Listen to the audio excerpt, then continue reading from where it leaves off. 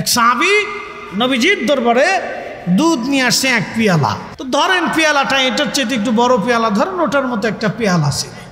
তো এক পেয়ালা দুধ নিয়ে আসছে। দুধ এনে বলতেছে, ইয়া রাসূলুল্লাহ, আমার উটের দুধ এক পেয়ালা দুধ হয়েছে, নবী গো আপনি দয়া করে কবুল করে নেন। আল্লাহর নবী হযরত আবু হুরায়রাকে ডেকে বলেন, আবু হুরায়রা তুমি দুধ গ্রহণ করো, বিসমিল্লাহ বলে সবাইকে দিতে শুরু করো।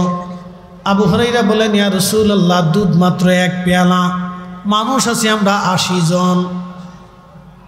সুবহানাল্লাহ। কতজন? ৮০ জন।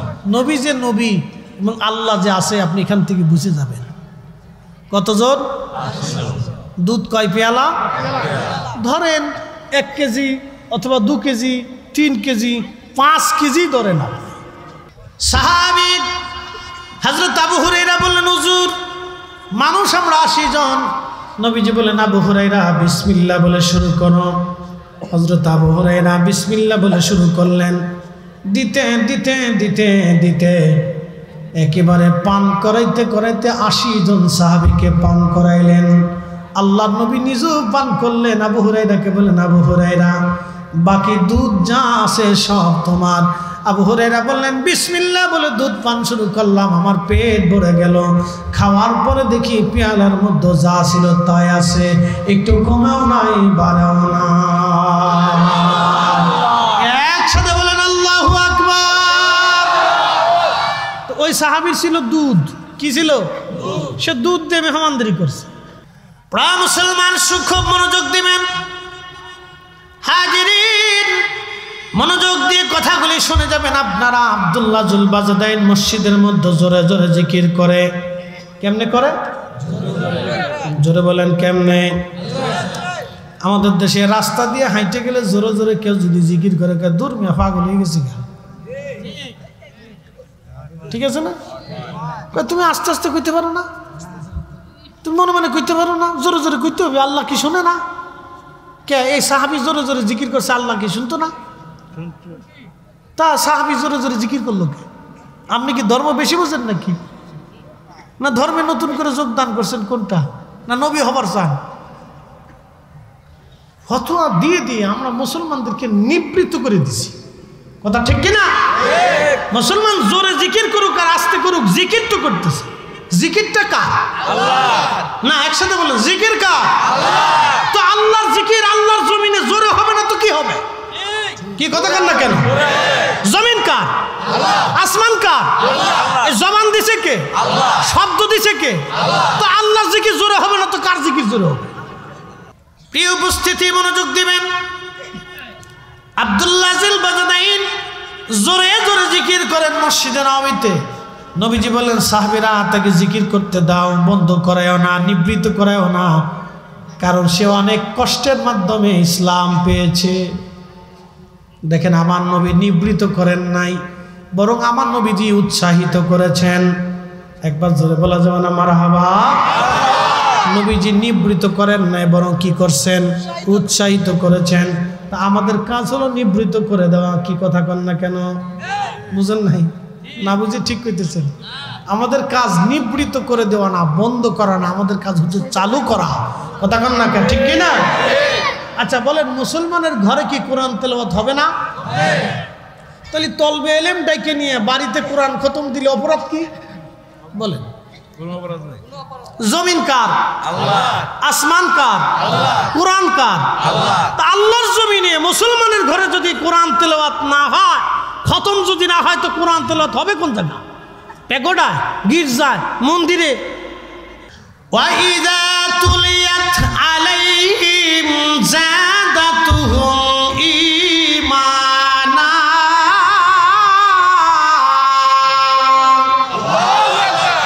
যারা মুমিন তারা কোরআনের আওয়াজ শোনার সাথে সাথে ঈমান বাড়ে। একসাথে বলবেন আল্লাহু আকবার। কোরআনের তেলাওয়াত শোনার সাথে সাথে মুমিনদের কি বাড়ে? জোরে বলেন কি বাড়ে? জোরে বলেন কি বাড়ে? ঈমানের জৌলুস, স্পিড, ঈমানের ধাক্কা মুমিনদের কালবে বেড়ে যায়। এই জন্য মুসলমানের ঘরে ঘরে কোরআন তেলাওয়াত হওয়া উচিত। কথা বলেন ঠিক না বেটা? আজারে বাজারে ফতোয়া খায়। প্রিয় বন্ধু খুব মনোযোগ দিবেন। আমি অনেক কথাই ওয়াজের ফাঁকে ফাঁকে মাসলা মাসেল নিয়ে বলে ফেলে দিলাম। আব্দুল্লাহ জুল বাজাদাইনের কথায় চলে যাই। সাহাবী রাসূল বহুদিন খেয়ে না খেয়ে রসুলের দরবারে কাটাইলেন।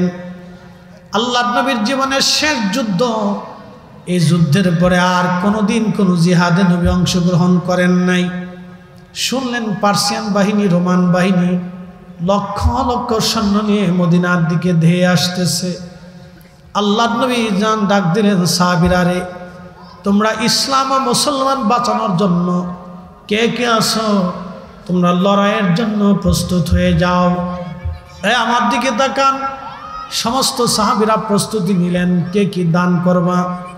সাহাবীরা সবাই সবার সামর্থ্য অনুযায়ী দান করলেন। আবু বকর তার সমস্ত মাল দান করে দিলেন। ঘরের মধ্যে তিনি কিছুই রাখেন না এই যুদ্ধে। নবী বলেন, আবু বকর কি আনছো? বলে, হুজুর ঘরের মধ্যে যা ছিল সব নিয়ে আসছি। তুমি ঘরের মধ্যে কি রেখে আসছো আবু বকর? বলে, আল্লাহ এবং তার নবীকে ঘরের মধ্যে রেখে আসছি, এছাড়া আর আমি কিছুই রাখি নাই। জোরে বলা যাবে কি মারহাবা। নবী বলেন, আবু বকরের সবার শ্রেষ্ঠ দান আব্দুল্লাহ জুল বাজাদাইনকে নবী বলেন, কি আনছো? বলি, ইয়া রাসূলুল্লাহ, আমার তো কিছুই নাই, আমার যা ছিল সবই তো আমার দুই চাদর, কোনো অবস্থায় আমার নাই। হুজুর, আমি আপনার জন্য একটা দোয়ার জন্য আপনার কদমে দাঁড়াইছি। আমি আহলে সুফার সাহাবী, দিনহীন, বাড়ি নাই, ঘর নাই, সংসার নাই, জীবন নাই, মাও নাই, বাবাও নাই, মা থাকতেও আজ আমার নাই, ঘর বাড়ি থাকতেও আজ আমার কিছুই নেই। ইয়া রাসূলুল্লাহ, নবীজি, আমার জীবনের একটা সম্পদ আছে, শুধু আমার জীবনটা ছাড়া আর কিছুই নেই। হুজুর, আপনার কাছে দোয়ার জন্য আসছি, আপনি বলে দেন ইয়া রাসূলুল্লাহ, দোয়া করে দেন তাবুকের যুদ্ধের ময়দান থেকে যেন আমি ফিরে না আসি, আমি যেন এই জিহাদের ময়দানে শহীদ হয়ে যাই। আমি শহীদ হলে এই জীবনটা আল্লাহর জন্য আমি কুরবানি করে আসি। ইয়া রাসূলুল্লাহ, নবীজি দোয়া করলেন, আল্লাহ আমার আব্দুল্লাহকে তাবুকের যুদ্ধের ময়দানে শহীদ হিসেবে কবুল করে নেন। আব্দুল্লাহ জুল বাজাদাইন খুশি হয়ে গেলেন। তাবুকের যুদ্ধের ময়দানে নবীজি উপস্থিত হলেন। 30,000 সাহাবী নিয়ে যখন নবী উপস্থিত হলেন, ভয় পেয়ে কাফেররা চলে গেল, আর আসলো না।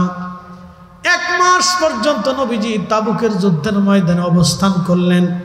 কাফেররা যখন আসলোই না, নবীজি রওনা করলেন, মদিনার দিকে রওনা করবেন।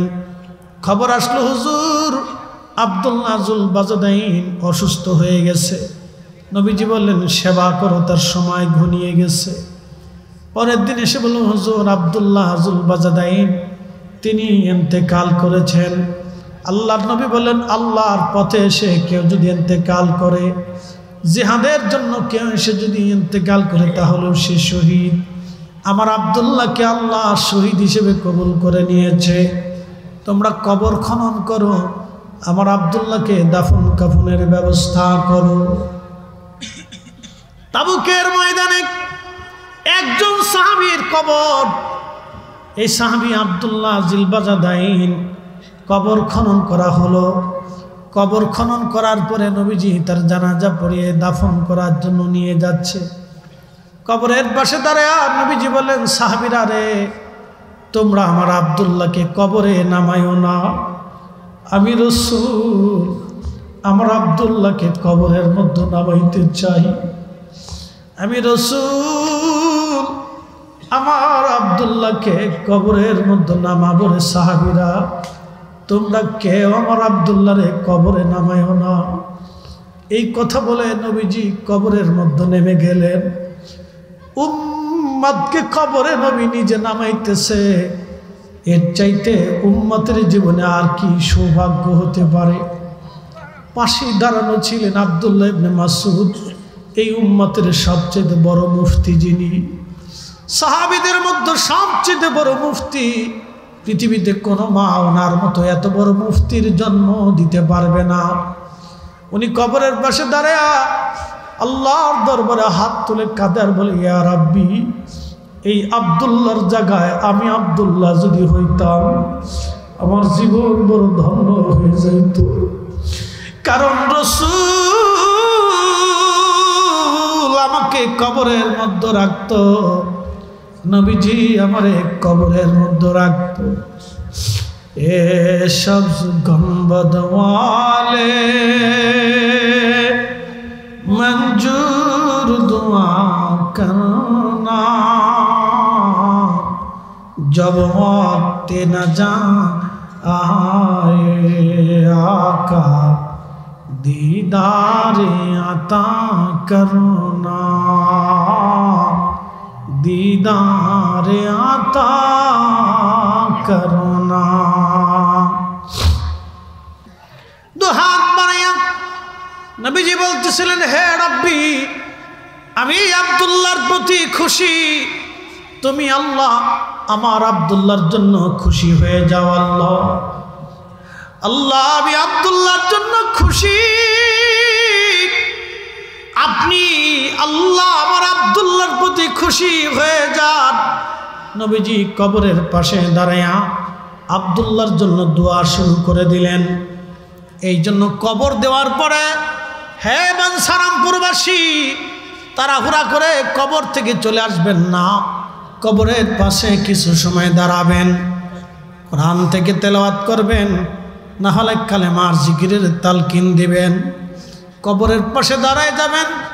নবীজি বললেন, ইস্তাগফিরু লিআখিকুম, তোমরা তোমার ভাইয়ের জন্য ইস্তেগফার করো, কেননা কিছু সময় পরে মুনকারে নাকির আসবে তোমার ভাইটাকে প্রশ্ন করার জন্য। যদি জবাব দিতে না পারো তাহলে বাকি মঞ্জিলগুলি বড় ভয়াবহ হবে, কত কঠিন হয়ে যাবে বাকি মঞ্জিল। কবর বড় কঠিন জায়গা, কবর বড় কঠিন জায়গা। নবীজি বললেন, কবরের পাশে দাঁড়াও। কত সময় তোমরা দাঁড়াবা? একটা উট কুরবানি করে চামড়া ছিলাইয়া গোশত বানাইয়া এই উট আল্লাহ বান্দাদের মধ্যে বন্টন করতে যত সময়ের দরকার, তোমার ভাইয়ের কবরের পাশে তত সময় তুমি দাঁড়াও। দাঁড়াইয়া তোমার ভাইয়ের জন্য দোয়া করতে থাকো, দোয়া করতে থাকো। তাড়াহুড়া করে চলে আসবেন না, কবরের পাশে কিছু সময় দাঁড়াইয়া দোয়া করবেন। আব্দুল্লাহর কবরের পাশে দাঁড়াইয়া নবী 30,000 সাহাবী নিয়ে দোয়া করছে। একসাথে বলবেন না আল্লাহু আকবার? না না, আরো জোরে বলেন আল্লাহু আকবার। কত হাজার সাহাবী? 30,000 সাহাবী নিয়ে আব্দুল্লাহর কবরের পাশে দাঁড়ায় নবী দোয়া করলেন, আল্লাহ আমি আব্দুল্লাহর উপরে খুশি হয়ে গেছি, তুমি আল্লাহ খুশি হয়ে যাও।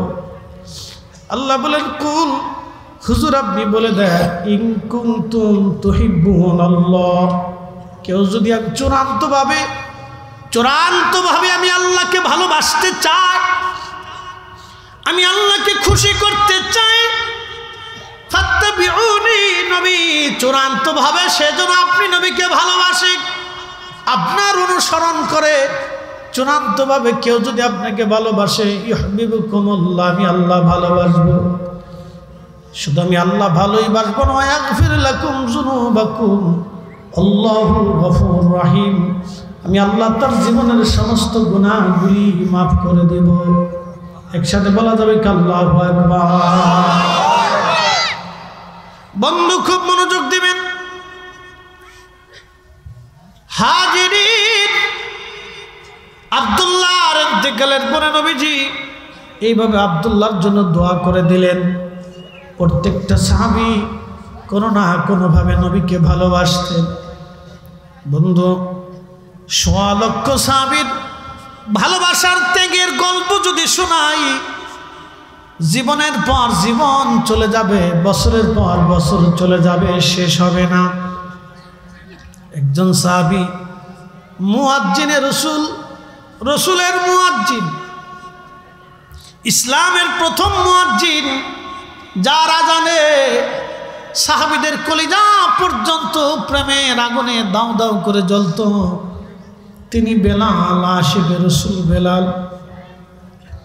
এত সুন্দর আজান তিনি দিতেন, আজানের ফুয়ুজুত এতই চমৎকার ছিল, আজান শুনে রে কোনো সাহাবী মদিনার ঘরে আর থাকতে পারতেন না। এখনো যদি মদিনাতে যান দেখবেন মসজিদে নববীর ভিতরে রিয়াজুল জান্নার ডান পাশে একটু পিছনের দিকে একটা ছাদের মতো আছে, ওই জায়গা দ্বারায় বেলাল আজান দিতেন। ওই জায়গাটা এখনো ওইভাবেই তৈরি করে রাখা হয়েছে। 1400 বছর ধরে ওইখানে দাঁড়ায়া মদিনার মুয়াজ্জিনরা আজান দেয়। এখন ওইখানে দাঁড়ায় আজান হয়, একসাথে বলবেন আল্লাহু আকবার। ওইখানে দাঁড়ায়া এখনো আজান হয়। ওটা ছিল বনু নাজ্জার গোত্রের এক মহিলা সাহাবীর ছাদ। ওই ছাদের উপরে দাঁড়ায়া বেলাল আজান দিতেন। আজান এতই চমৎকার ছিল বেলালের, আজানের ফুয়ুজুত এতই কঠিন ছিল, কোনো সাহাবী ঘরের মধ্যে থাকতে পারতেন না। সব সাহাবী ঘর থেকে বের হয়ে আসতেন। আজও সেই কোরআন আছে আগের মতোই,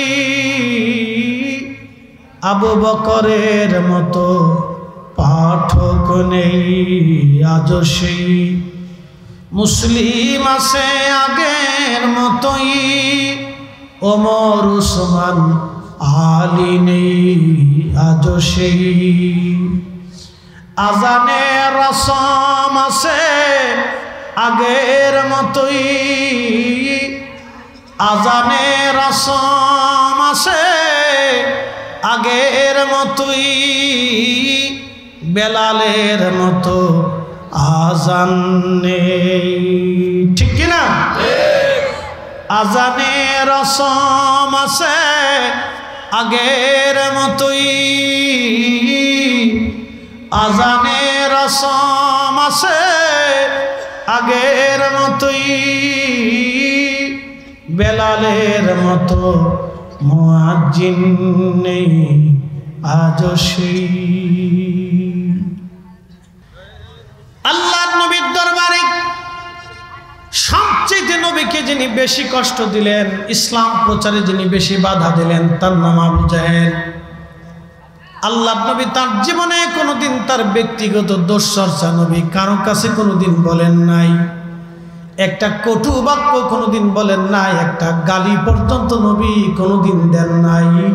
তিনি আমাদের নবী। আল্লাহ বলেন ওয়া ইন্নাকা লাআলা খুলুকিন আযীম।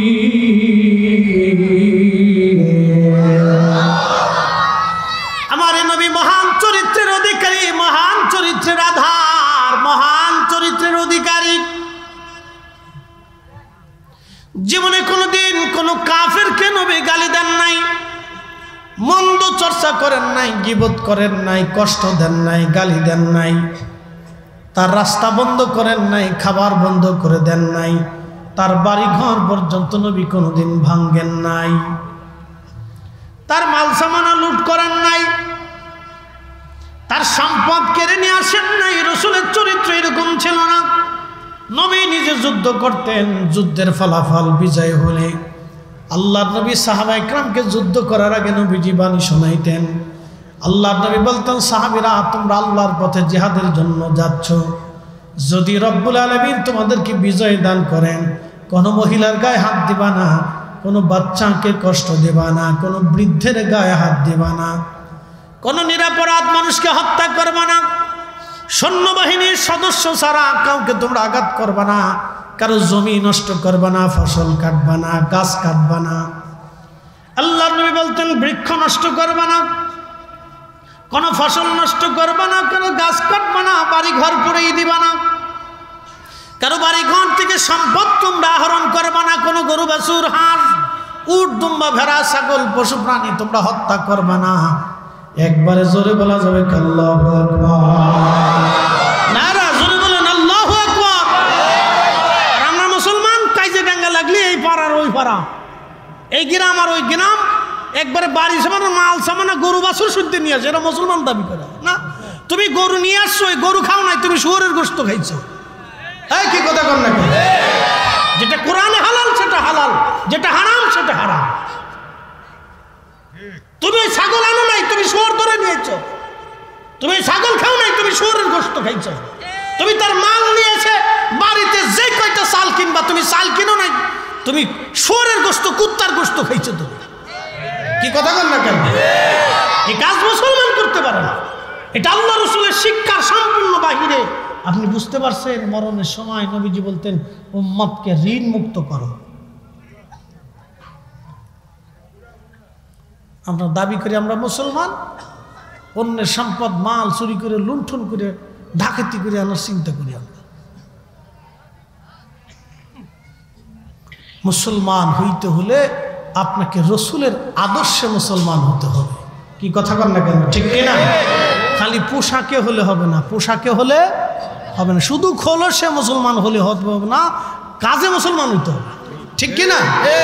শুধু খোলসে ফরিদ সাহেবের মতো সুন্দর পাগড়ি বেঁধে রাস্তায় আসবেন, এটা দিয়ে মুসলমান না, কাজে মুসলমান হইতে হবে। কিসে মুসলমান? কাজে। জোরে বলেন কিসে? কাজে কাজে কাজে কাজে কাজে মুসলমান হতে হবে।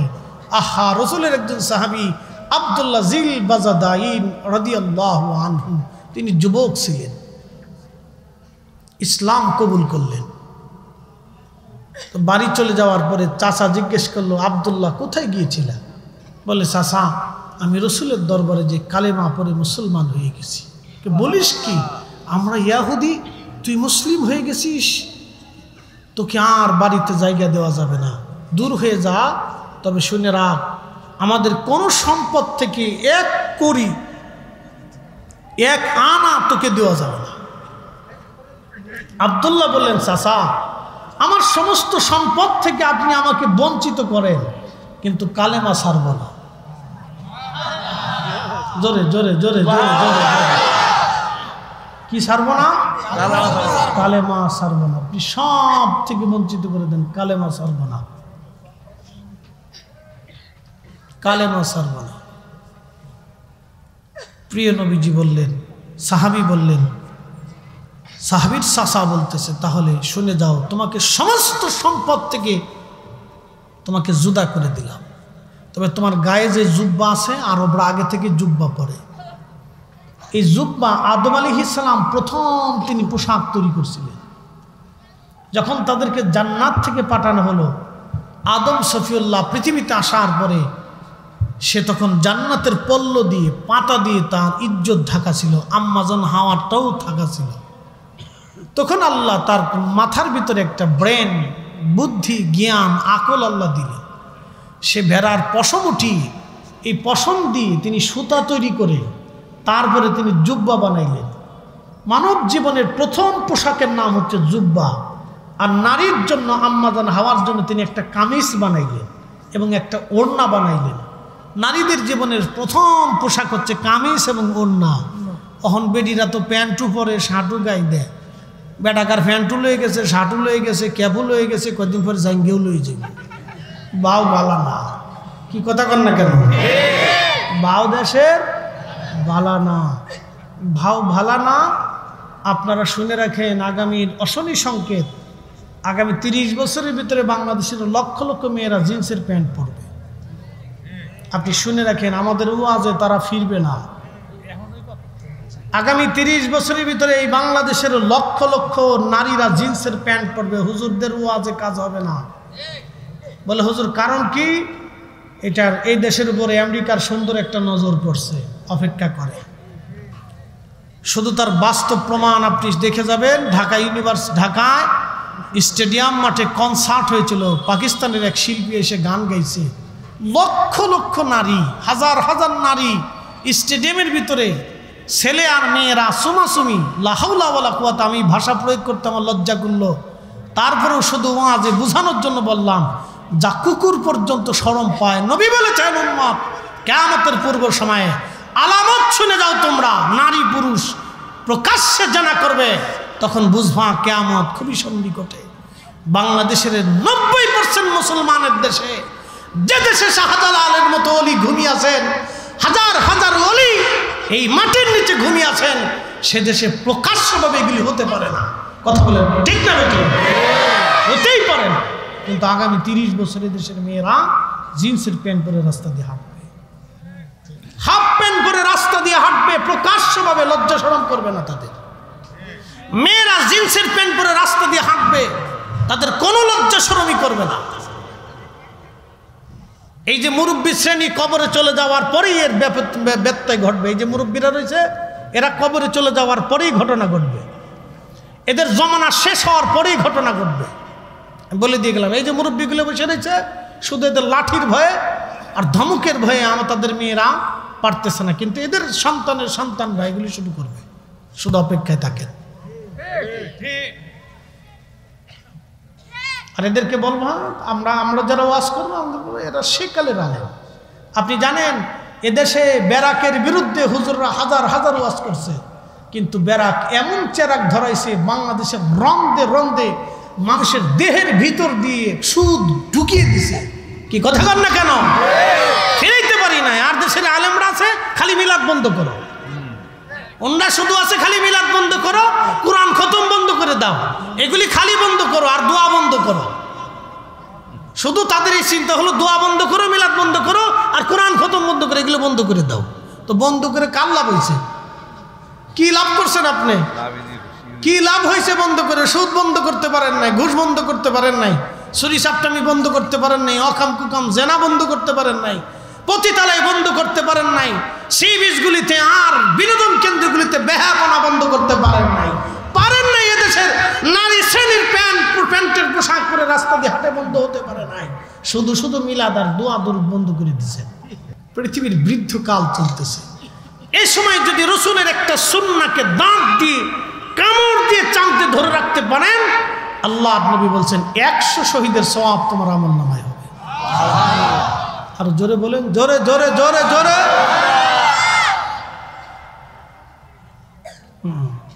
100 শহীদের সওয়াব আপনার আমলনামায় হবে যদি দাঁত দিয়ে কামড় দিয়ে নবীর একটা সুন্নাহকে চেপে ধরে রাখতে পারে, আমল করতে পারে।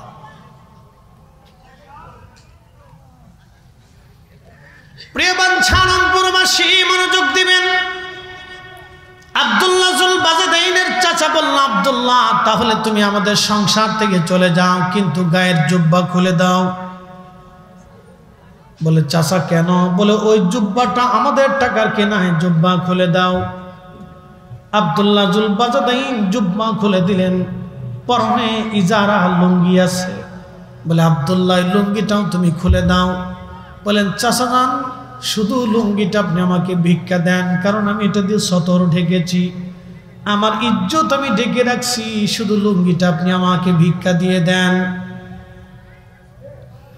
চাচা ডাক দিয়ে বলতেছে, আব্দুল্লাহ যদি লুঙ্গি খুলে তুমি না দাও, তোমার পোশাক থেকে পরন থেকে লুঙ্গি টেনে খুলে নিয়ে যাব। আব্দুল্লাহ জুল বাজেদাইন নিজের পরনের লুঙ্গি খানা খুলে দিয়ে উলঙ্গ হয়ে একটা দৌড় মেরে তার মায়ের ঘরের দরজার সামনে দাঁড়ায় গেল। মা, ও মা, মা গো দরজা খুলো গো মা। মা দরজা খুলে দেখে কলিজার টুকরো ছেলেটা তার উলঙ্গ হয়ে মায়ের সামনে দাঁড়িয়ে আছে। মায়ের সামনে দাঁড়ানো, উলঙ্গ হয়ে ছেলেটা মায়ের সামনে দাঁড়ানো। মা ডাক দিয়ে বলতেছে, ছেলেরে আমার, তোমার পরনের পোশাককে খুলে নিয়ে এলো। মায়ের গায়ের মধ্যে একটা চাদর ছিল, চাদরখানা খুলে মা ছেলের সামনে দিয়ে বললেন, বেটারে তুমি যুবক সন্তান, আমার আগে তুমি তোমার ইজ্জত তুমি আগে ঢাকো, তুমি তোমার সম্মান আগে ঢাকো। আব্দুল্লাহ জিল বাজেদাইন চাদরখানা তিনি বরণ করলেন, পড়লেন। পড়ার পরে মা বলল, বেটা তুমি কেন উলঙ্গ? তোমাকে কে উলঙ্গ করেছে? আব্দুল্লাহ জুল বাজেদাইন ডাক দিয়ে বললেন, আম্মা আমি ইসলাম কবুল করেছি, রসুলের দরবারে যে কালেমা পড়েছি।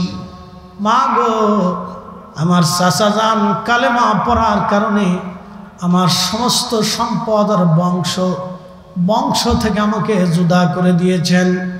মা জোর করে চাচা আমার পরনের পোশাকগুলিও খুলে রেখে দিয়েছে। মা আমি জানি সন্তানের জন্য সবচেয়ে নিরাপদ স্থান হলো মায়ের কোল। মা গো, বড় আশা নিয়ে আমি তোমার কাছে ছুটে আসছি। মা ডাক দিয়ে বলেন, আব্দুল্লাহ তুমি আমার কলিজার সন্তান, আমার বেটা, আমার গায়ের চাদরখানা তোকে ভিক্ষা দিয়ে দিলাম, নিয়ে যা। কিন্তু মুসলমানিত্ব যদি না ছাড়ো, কালেমা যদি না ছাড়ো বেটারে, আমি মায়ের চোখের সামনে কোনোদিন যেন তুই না আসিস। আব্দুল্লাহ ডাক দিয়ে বলতেছে, মা ভেবেছি তোমার কোলে আমার শেষ আশ্রয় হবে। মদিনার মধ্যে আমি সবচেয়ে ধনী ব্যক্তির সন্তান, সবচেয়ে দামি পোশাক মা তুমি আমারে পড়াইছো, শুধু কালেমার জন্যে মা তুমি তোমার কোল থেকে তোমাকে তাড়িয়ে দিচ্ছ মা। ও মা, তুমি আমাকে তাড়িয়ে দিচ্ছ, আমার কোনো আফসোস নাই রে মা, কিন্তু যে কালেমা হৃদয়ের মধ্যে ধারণ করেছি মা, ওই কালেমা ছেড়ে কোনোদিন আমি তোমার কোলে আর ফিরে আসতে পারবো না মা।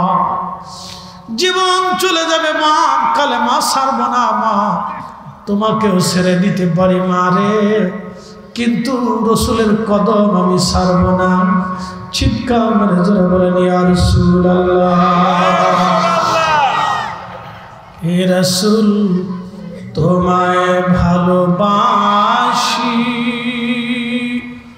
অন্তরে শুধু মুখে নয়, জান্নাতের আশায় নয় হে রাসূল, জাহান্নামকেও ডরি না।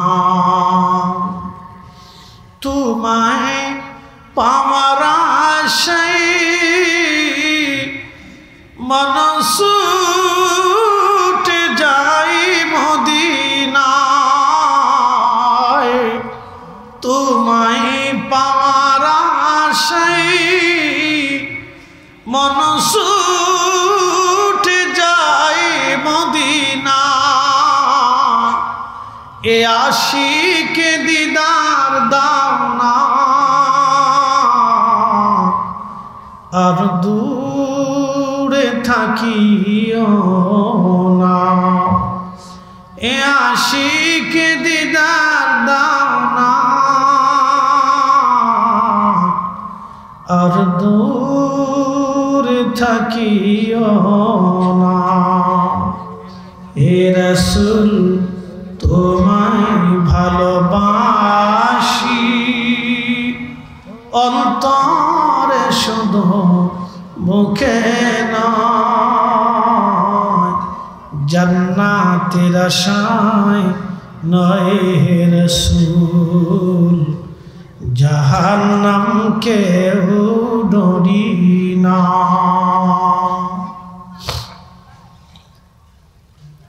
আব্দুল্লাহ জিল বাজাদাই মার কোল থেকে বিদায় হলো। মা ডাক দিয়ে বলেন, বেটা তাহলে আর কোনোদিন সন্তানের আবদার নিয়ে আমার কোলে আর আসবি না, তোকে ত্যায্য পুত্র করে দিলাম। দেখেন মা আব্দুল্লাহকেও তাড়িয়ে দিলেন। আব্দুল্লাহ জিল বাজাদাই যুবক ওই চাদর পরিহিত অবস্থায় মসজিদে নববীতে চলে আসলেন। দুইটা টুকরা ছিল চাদরের, চাদরখানা মাঝখান থেকে ছিঁড়ে দুইটা টুকরা করলেন আব্দুল্লাহ জিল বাজাদাই। একটা টুকরা নিজের পরনে পরে লুঙ্গি বানিয়ে ফেললেন, আর একটা টুকরা গায়ের মধ্যে জড়িয়ে কোন রকম তার জীবন চলল। পোশাকের সৌন্দর্য তারা দেখায় নাই, তারা ঈমানের সৌন্দর্য দেখিয়েছে। পোশাকের সৌন্দর্য সাহাবীরা দেখায় নাই, তারা যে নিজের জীবনের কাজের সৌন্দর্য দেখিয়েছে, নিজেদের জীবনের কাজের সৌন্দর্য দেখিয়েছে।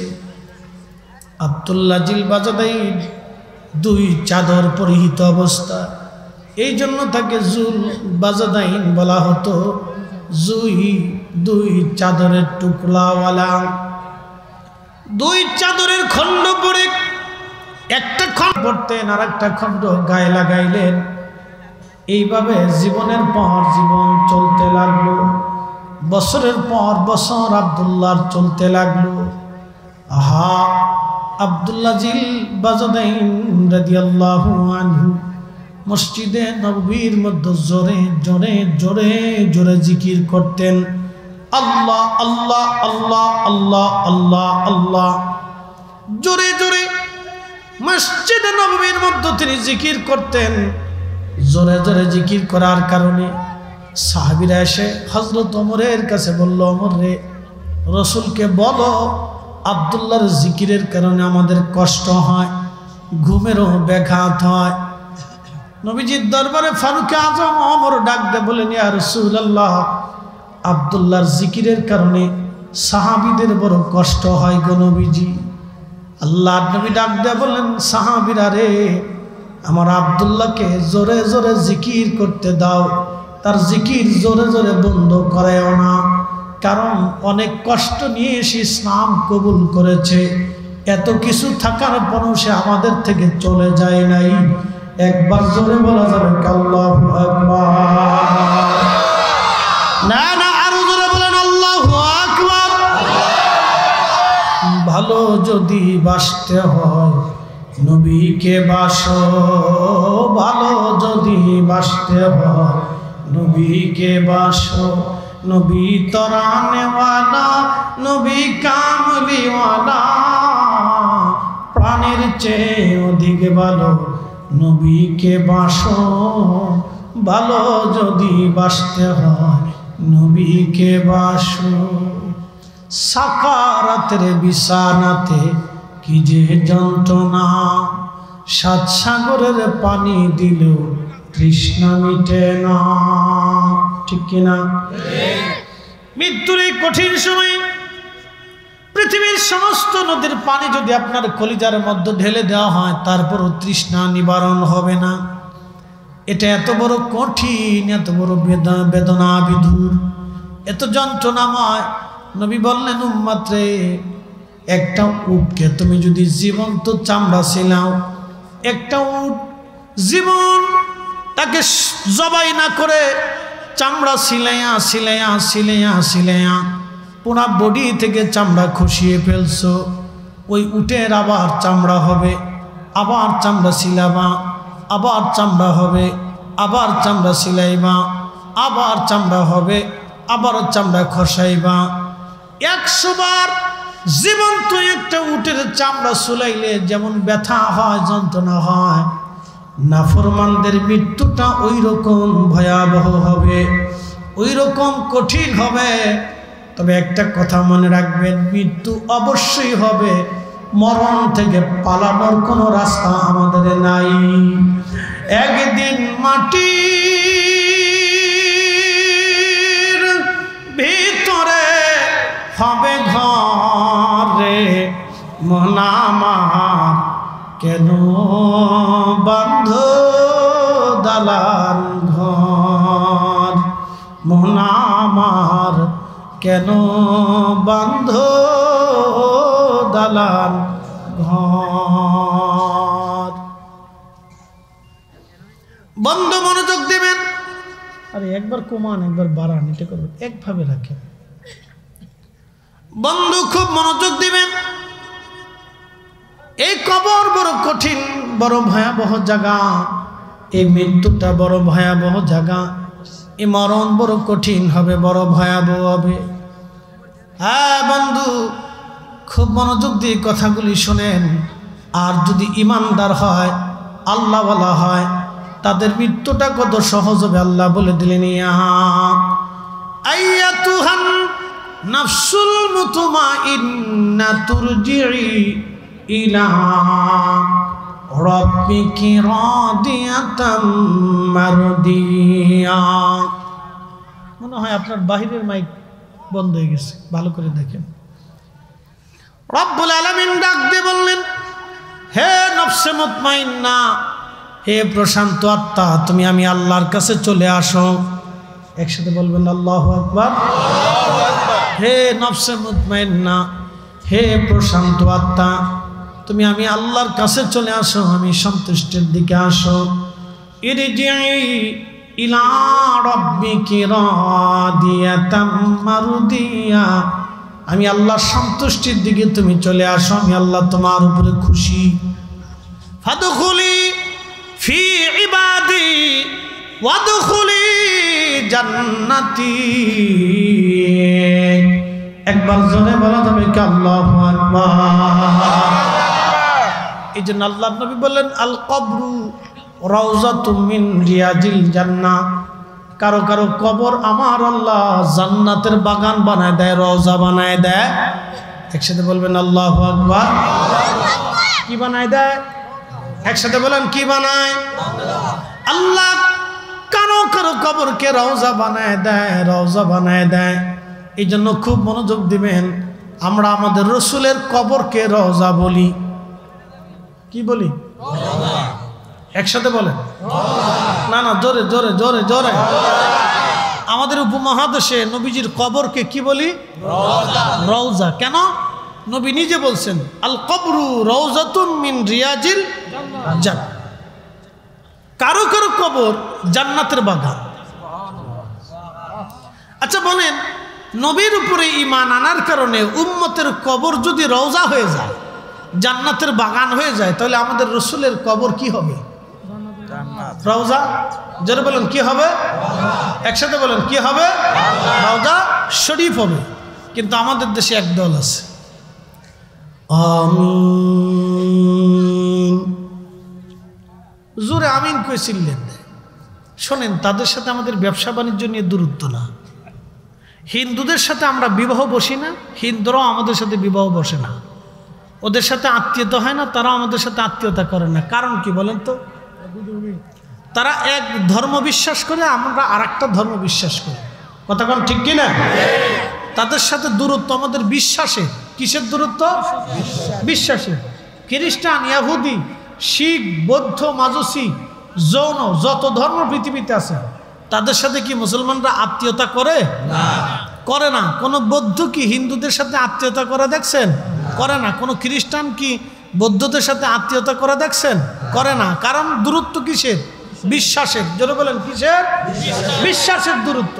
তা আমাদের দেশে যারা আমিন জোরে করে চিল্লেন দেয়, তাদের সাথে আমাদের দূরত্ব ব্যবসা বাণিজ্য, টাকা পয়সা, লেনদেন, উঠা বসা, রাজনীতি, এগুলি নিয়ে না। তাদের সাথে দূরত্ব হলো আমাদের বিশ্বাসের দূরত্ব। তারা বলতেছে যে রসুলের কবরকে কবরই বলতে হবে, রওজা বলা যাবে না। নবীর কবরকে যারা রওজা মানে না, আমরাও তাদেরকে মানতে পারি না। হাত উঁচা করে বলেন ঠিক না বেঠে?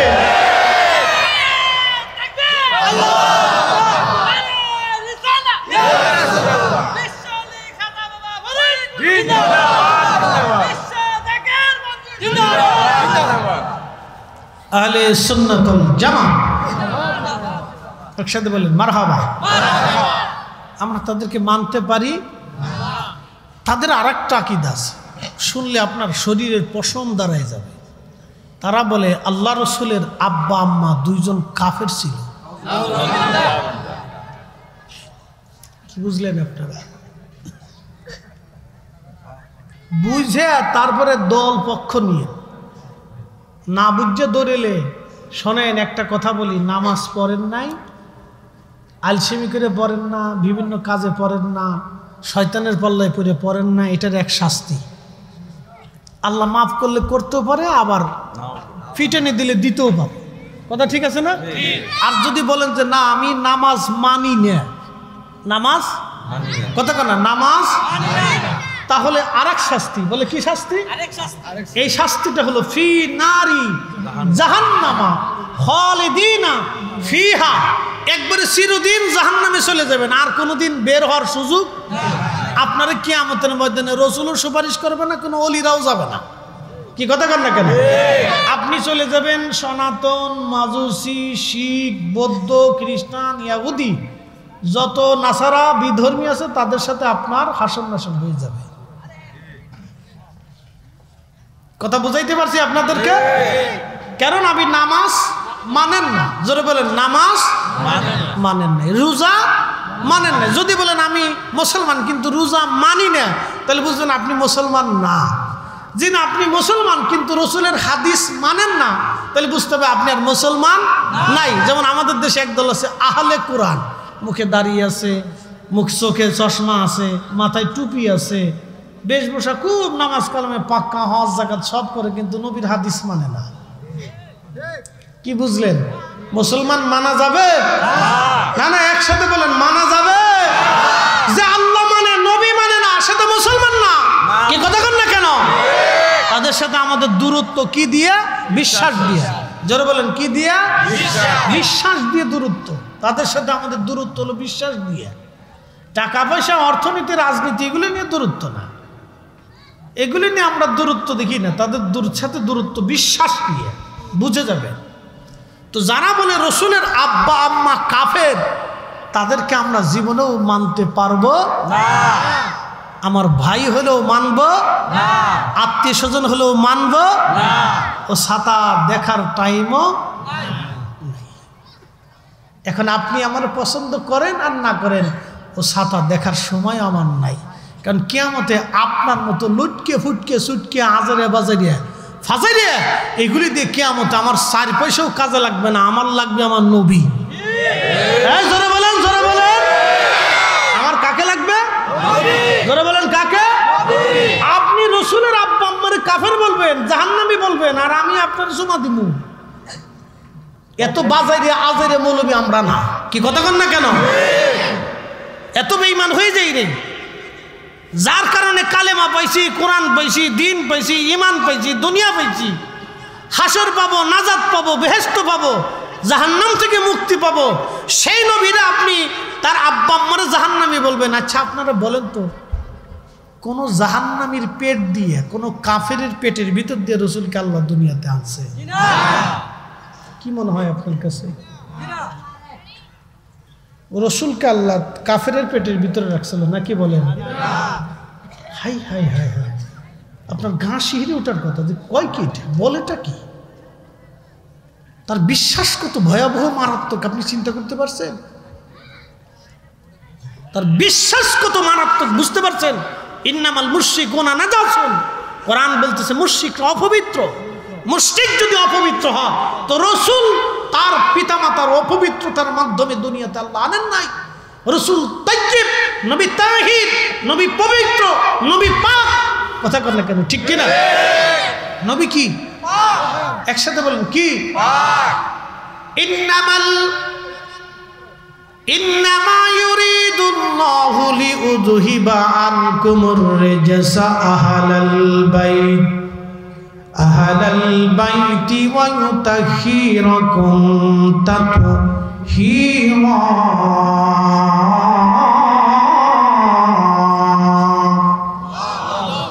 কোরআন মানেননি আপনারা? কোরআনে ভুল টুল আছে, পরিবর্তন হবে। তা আল্লাহ বলেন, হে নবী, আপনার কারণে, আপনার জন্যে, আপনার আহলকে আমি পবিত্রতর পবিত্র করছি। একসাথে বলবেন আল্লাহু আকবার। রসুলের আহলকে আল্লাহ পবিত্র করলেন কার কারণে? নবীর কারণে। তো রসুলের কারণে যদি আবু বকর, রসুলের কারণে যদি আলী, ফাতেমা, হাসান, হুসেইন তারা যদি পবিত্র হয়, তাহলে রসুল কত পবিত্র হল আবার চিন্তা করেন। তো সেই পবিত্র নবীরে আল্লাহ কাফেরের মাধ্যম দিয়ে দুনিয়াতে আনছে, আর আপনি বিশ্বাস করিয়ে তাদেরকে টাকা দিতেছেন, পয়সা দিতেছেন, পিছনে নামাজ পড়তেছেন, খরচ খরচা দিতেছেন, বিরাট বড় শাইখে মাদানি, আজহারি ফাদানি, বহুত কিছু ভাবতেছেন নাকি বলেন? বেহেশত কি মামু বাড়ির আবদার হয়েছেন নাকি যে মরার সাথে সাথে আল্লাহ চুমা দিয়ে বেহেশত দিয়ে দেবে? আল্লাহর কসম করে বলি, রসুলকে কষ্ট দিয়ে কেউ জান্নাতে যেতে পারেই না। কথা কন না কেন? নবীকে কষ্ট দিয়ে কেউ জান্নাতে যেতে পারবে? পৃথিবী ভাঙবে, আকাশ ভাঙবে, জমিন ভেঙে যাবে, সাগর শুকিয়ে যাবে। লা তাবদীলা কালিমাতিল্লাহ, আল্লাহর কোরআন কখনো মিথ্যা হবে না। আল্লাহ বলছেন, ইয়া হাবিব আমার, আমি আল্লাহকে এবং আপনি রসুলকে যারা কষ্ট দিবে, ব্যথা দিবে, কথা দিয়ে, অস্ত্র দিয়ে, আঘাত দিয়ে, কথার মাধ্যমে হোক, কষ্ট যদি দেয়, লানাহুমুল্লাহু ফিদ দুনিয়া ওয়াল আখিরা, তারা দুনিয়াতেও লানত পাবে, আখিরাতেও লানত পাবে। এটা কার ফয়সালা? আল্লাহ। কার ফয়সালা? আল্লাহ। ইন্নাল্লাযীনা ইউযুনাল্লাহু ওয়া রাসূলুহু, আল্লাহ এবং তার রাসূলকে কেউ যদি কষ্ট দেয়, লানাহুমুল্লাহু ফিদ দুনিয়া ওয়াল আখিরা, দুনিয়াতেও লানত, আখিরাতেও লানত। তার নামাজ, রোজা, জিকির, ফিকির, ইবাদত, হজ, ফিতরা, কুরবানি, সালাত, তাহাজ্জুদ কিচ্ছু কাজে লাগবে না। কিছু কাজে দিলে আল্লাহর কোরআন মিথ্যা হবে। তা আপনি বুঝে কিন্তু পিছে পিছে দৌড়ায়, তা না হলে ভয়াবহ পরিণতির শিকার হইতে হবে। দিন শেষে ফিরে যাব কার কাছে? না না হয় না, জোরে বলেন কার কাছে? কোনো সন্দেহ আছে? ফিরে যাব কার কাছে? আল্লাহর কাছে। কোনো সন্দেহ নেই, ওনার কাছে জবাব দিতে হবে। আল্লাহর কাছে ফিরে যাব। কুল ইন্নাল মাউতাল্লাযী তাফিরুনা মিনহু ফাইন্নাহু মুলাকীকুম। কোরআন শরীফ ভালো লাগে? কুল ইন্নাল মাউতাল্লাযী তাফিরুনা মিনহু ফাইন্নাহু মুলাকীকুম সুম্মা তুরাদ্দুনা ইলা আলিমিল গায়বি ওয়াশ শাহাদাত।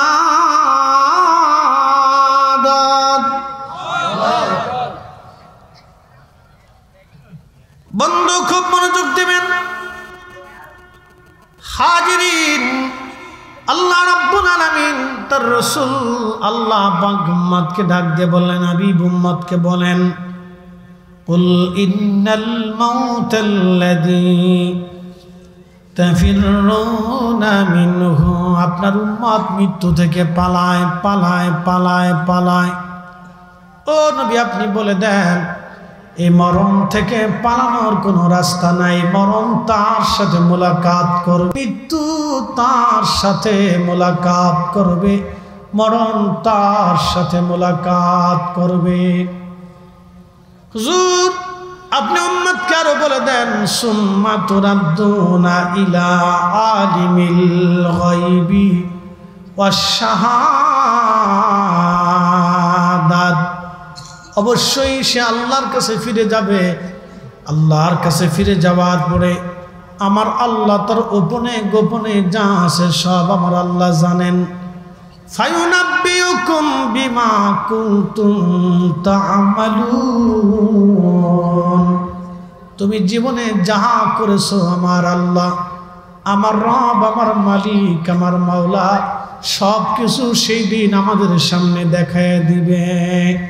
অতএব ইমানের বেলায়, আকীদার বেলায় আমরা কাউকে ছেড়ে দিতে পারবো না।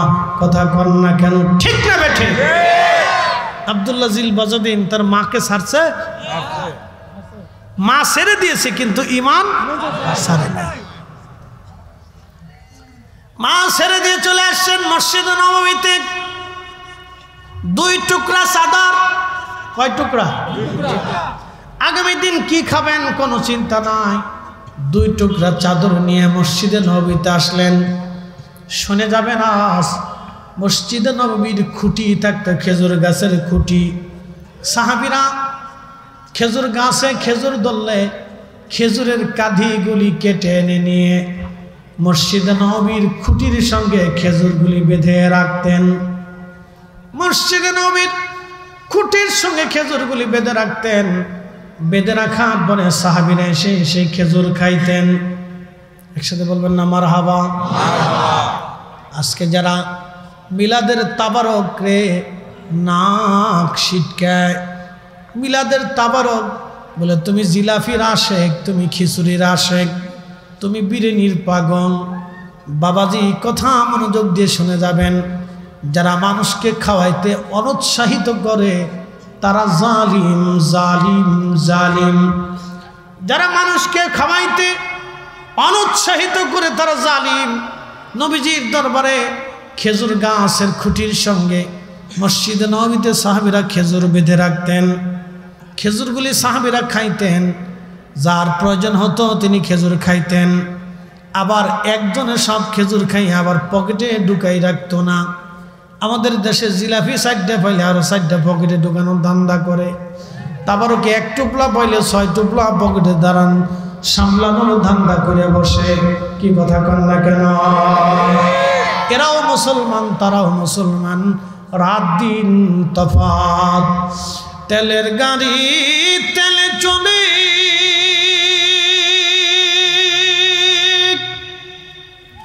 হাওয়ার গাড়ি হাওয়ায় উড়ে, বিনা তেলে চালায় গাড়ি নবী সুলাইমান। আমরা সেই মুসলমান, আমরা সেই মুসলমান। খেজুর প্রয়োজন মতো সাহাবীরা খাইতেন। আল্লাহর নবী বলতেন, উম্মত রে তোমরা জাহান্নাম থেকে বাঁচো, জাহান্নাম থেকে বাঁচো। তোমার ভাইকে একটা খেজুর দানা খাওয়াইয়া হলো জাহান্নাম থেকে তুমি বাঁচার চেষ্টা করো। একবার বলা যাবে না মারহাবা? কি খাওয়াইয়া? জোরে বলে। আরবে মিষ্টান্ন হিসেবে খেজুরটা খুব প্রসিদ্ধ, কথা ঠিক কিনা, এবং সহজলভ্য। আমাদের বাংলাদেশে মিষ্টান্ন হিসেবে জিলাপিটা সহজলভ্য, ক্রয় ক্ষেত্রে সবার জন্য এটা সহজ।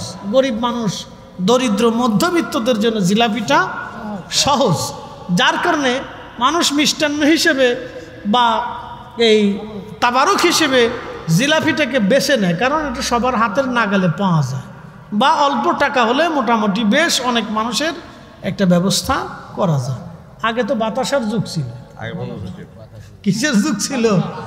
বাতাসা আমরা কত খাইছি, বাতাসা আর নাই। বাতাসার দিন চলে গেছে, এখন জিলাপি আছে। সামনে মানুষের যদি অর্থনীতি ভালো হয় তাহলে জিলাপি বাদ দিয়ে সবাই রসগোল্লাই চলে যাবে। কি কথা ঠিক কিনা? আরো দামি মিষ্টিতে চলে যাবে। কিন্তু আরবে খেজুরটা সহজ, সহজলভ্য, সব জায়গায় সব সময়ের জন্য, সারা বছরের জন্য পাওয়া যাইত। যার কারণে রসুল বলেন, উম্মত রে তুমি একটা খেজুরের টুকরা খাওয়াইয়া হলো তুমি জাহান্নাম থেকে বাঁচার চেষ্টা করো।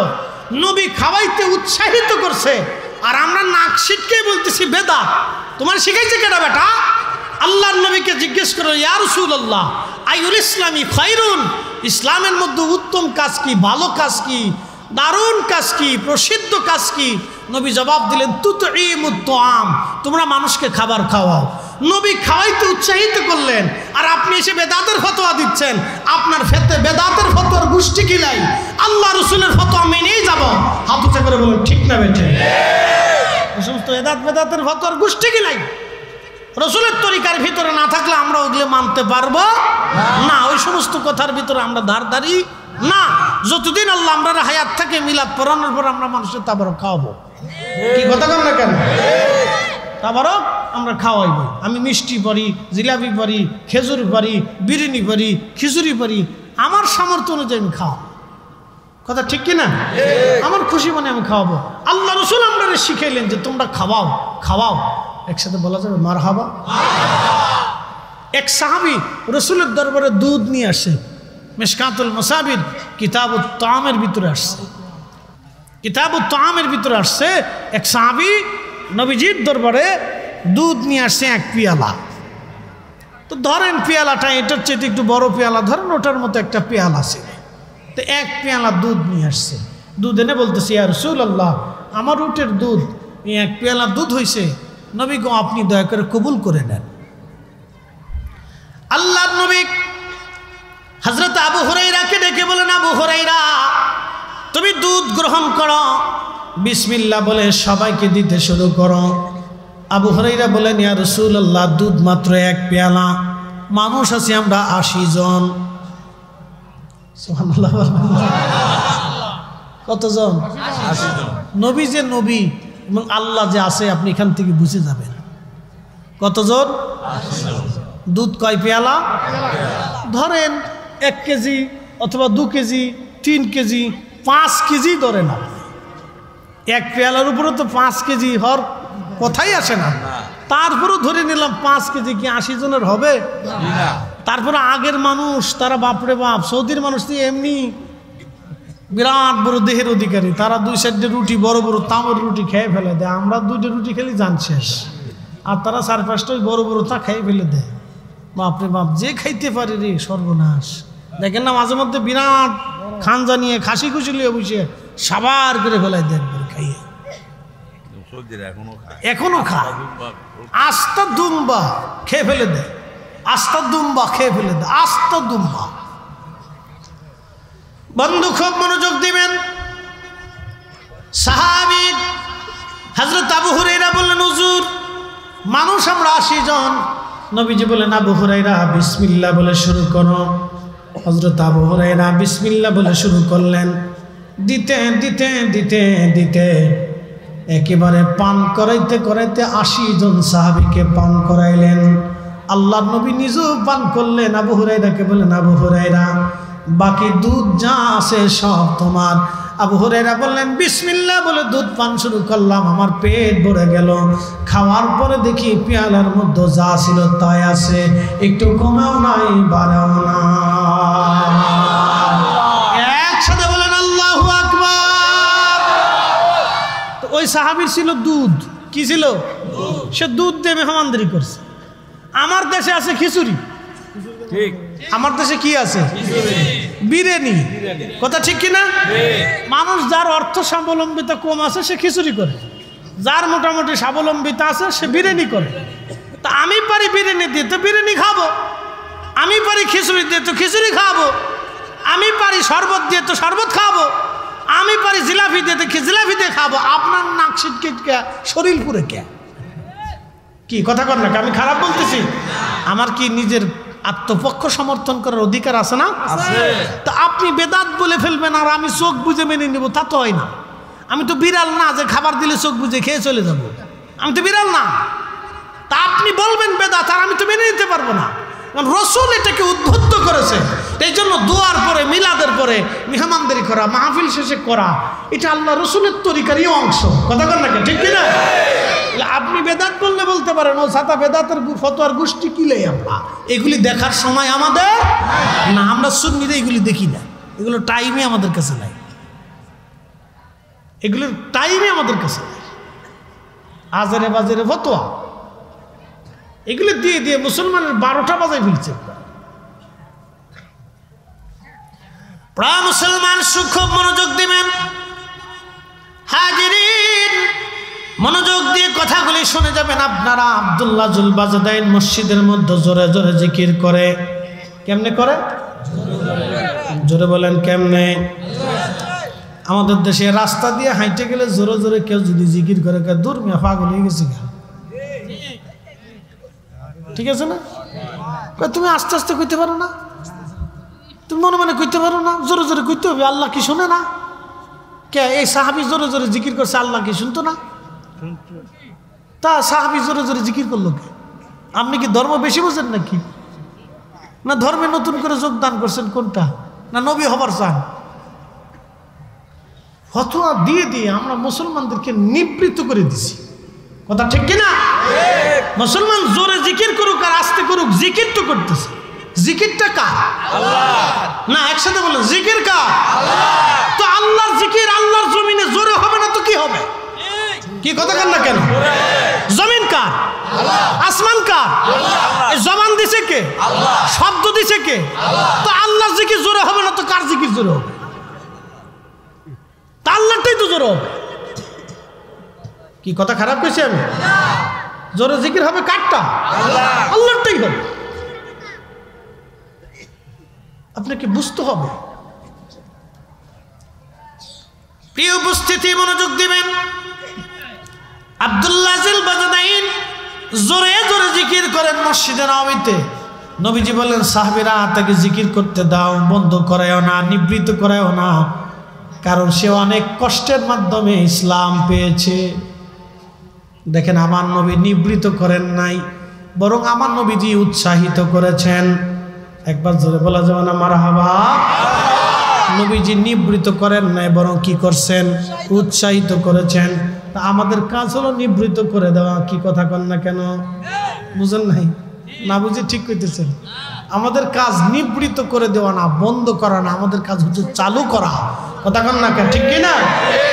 আচ্ছা বলেন, মুসলমানের ঘরে কি কোরআন তেলাওয়াত হবে না? তাহলে তলবে এলেম ডাইকে নিয়ে বাড়িতে কোরআন খতম দিলে অপরাধ কি? বলেন। জমিন কার? আল্লাহ। আসমান কার? আল্লাহ। কোরআন কার? আল্লাহ। তা আল্লাহর জমিনে মুসলমানের ঘরে যদি কোরআন তেলাওয়াত না হয়, খতম যদি না হয়, তো কোরআন তেলাওয়াত হবে কোন জায়গা? পেগোডায়, গির্জায়, মন্দিরে? ফতোয়া দিয়ে দিছে বেদাত, বন্ধ হয়ে গেছে। তো দেন বন্ধ করে কার লাভ হয়েছে? লাভ হয়েছে কার? শয়তানের হয়েছে, শয়তানের লাভ হয়েছে। আপনার মুসলমানের উপকার হয় নাই তো, কোনো উপকার হয় নাই, 4 পয়সা উপকার হয়, কোনো মুসলমানের 4 পয়সা উপকার হয় নাই। কোরআনের আওয়াজ এমন একটা আওয়াজ, একসাথে বললেন আল্লাহু আকবার। আল্লাহ কোরআনে এই আওয়াজ সম্পর্কে বললেন, ওয়াইযা তুলিয়াত আলাইহিম যাদাতুহুম ঈমানা।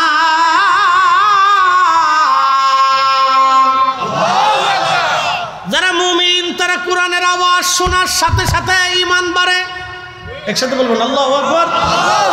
কোরআনের তেলাওয়াত শোনার সাথে সাথে মুমিনদের কি বাড়ে? জোরে বলেন কি বাড়ে? জোরে বলেন কি বাড়ে? ঈমানের জৌলুস, স্পিড, ঈমানের ধাক্কা মুমিনদের কালবে বেড়ে যায়। এই জন্য মুসলমানের ঘরে ঘরে কোরআন তেলাওয়াত হওয়া উচিত। কথা বলেন ঠিক না বেটা? আজারে বাজারে ফতোয়া খায়। প্রিয় বন্ধু, খুব মনোযোগ দিবেন। আমি অনেক কথাই ওয়াজের ফাঁকে ফাঁকে মাসলা মাসাইল নিয়ে বলে ফেলে দিলাম। আব্দুল্লাহ জুল বাজাদাইনের কথায় চলে যাই। সাহাবী রাসূল বহুদিন খেয়ে না খেয়ে রসুলের দরবারে কাটাইলেন। আল্লাহর নবীর জীবনের শেষ যুদ্ধ, এই যুদ্ধের পরে আর কোনোদিন কোনো জিহাদে নবী অংশগ্রহণ করেন নাই। শুনলেন পার্সিয়ান বাহিনী, রোমান বাহিনী লক্ষ লক্ষ সৈন্য নিয়ে মদিনার দিকে ধেয়ে আসতেছে। আল্লাহর নবী জান ডাক দিলেন, সাহাবীরা রে, তোমরা ইসলাম ও মুসলমান বাঁচানোর জন্য কে কে আছো? তোমরা লড়াইয়ের জন্য প্রস্তুত হয়ে যাও। আমার দিকে তাকান। সমস্ত সাহাবীরা প্রস্তুতি নিলেন, কে কি দান করবা। সাহাবীরা সবাই সবার সামর্থ্য অনুযায়ী দান করলেন। আবু বকর তার সমস্ত মাল দান করে দিলেন। ঘরের মধ্যে তিনি কিছুই রাখেন না এই যুদ্ধে। নবী বলেন, আবু বকর কি আনছো? বলে, হুজুর ঘরের মধ্যে যা ছিল সব নিয়ে আসছি। তুমি ঘরের মধ্যে কি রেখে আসছো আবু বকর? বলে, আল্লাহ এবং তার নবীকে ঘরের মধ্যে রেখে আসছি, এছাড়া আর আমি কিছুই রাখি নাই। জোরে বলা যাবে কি মারহাবা।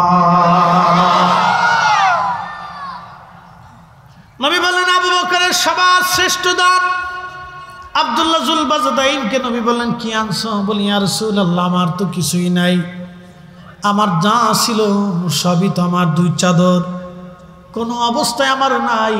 হুজুর, আমি আপনার জন্য একটা দোয়ার জন্য আপনার কদমে দাঁড়াইছি।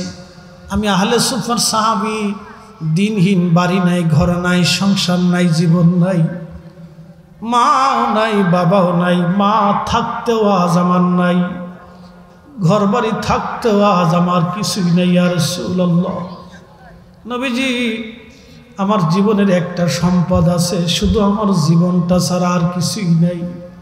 হুজুর, আপনার কাছে দোয়ার জন্য আসছি, আপনি বলে দেন ইয়া রাসূলুল্লাহ, দোয়া করে দেন তাবুকের যুদ্ধের ময়দান থেকে যেন আমি ফিরে না আসি, আমি যেন এই জিহাদের ময়দানে শহীদ হয়ে যাই। আমি শহীদ হলে এই জীবনটা আল্লাহর জন্য আমি কুরবানি করে আসি। ইয়া রাসূলুল্লাহ, নবীজি দোয়া করলেন, আল্লাহ আমার আব্দুল্লাহকে তাবুকের যুদ্ধের ময়দানে শহীদ হিসেবে কবুল করে নেন। আব্দুল্লাহ জুল বাজাদাইন খুশি হয়ে গেলেন। তাবুকের যুদ্ধের ময়দানে নবীজি উপস্থিত হলেন। 30,000 সাহাবী নিয়ে যখন নবী উপস্থিত হলেন, ভয় পেয়ে কাফেররা চলে গেল, আর আসলো না। 1 মাস পর্যন্ত নবীজি তাবুকের যুদ্ধের ময়দানে অবস্থান করলেন। কাফেররা যখন আসলোই না, নবীজি রওনা করলেন, মদিনার দিকে রওনা করবেন। খবর আসলো, হুজুর আব্দুল্লাহ জুল বাজাদাইন অসুস্থ হয়ে গেছে। নবীজি বললেন, সেবা করো, তার সময় ঘনিয়ে গেছে। পরের দিন এসে বললেন, হুজুর আব্দুল্লাহ জুল বাজাদাইন তিনি ইন্তেকাল করেছেন। আল্লাহর নবী বললেন, আল্লাহর পথে এসে কেউ যদি ইন্তেকাল করে, জিহাদের জন্য কেউ এসে যদি ইন্তেকাল করে, তাহলেও সে শহীদ।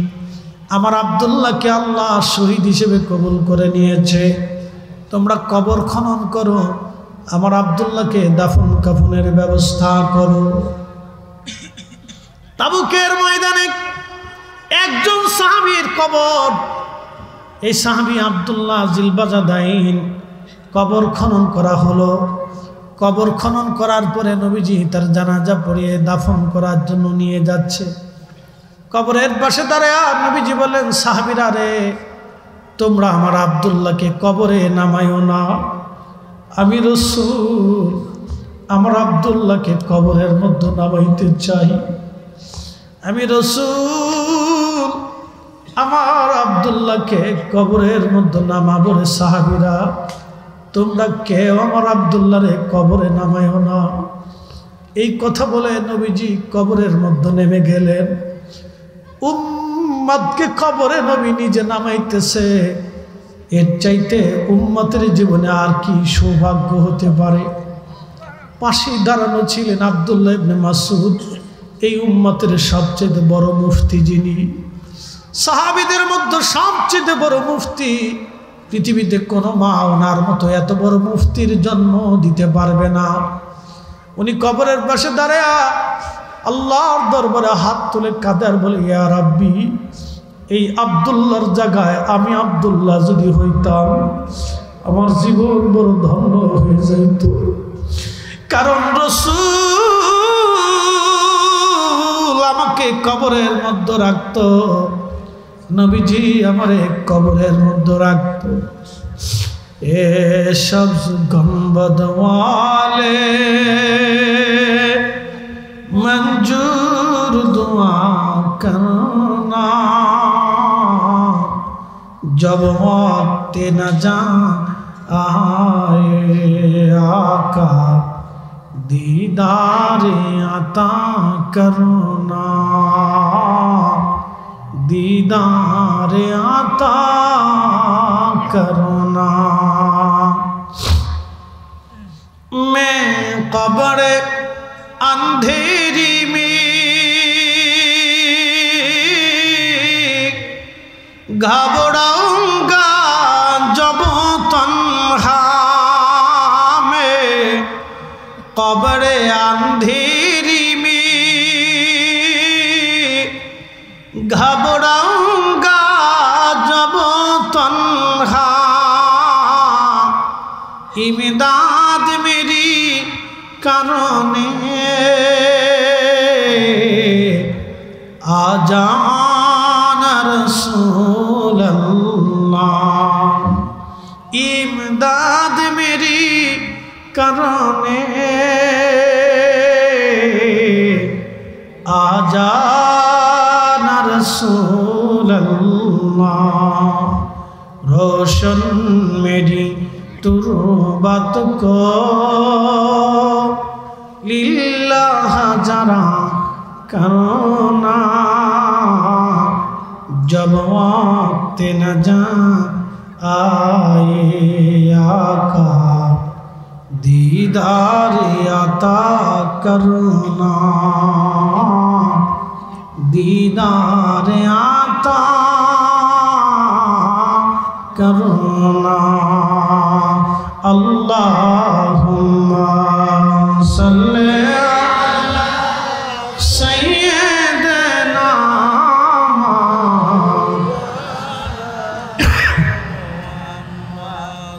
व अला आलि सय्यिदना।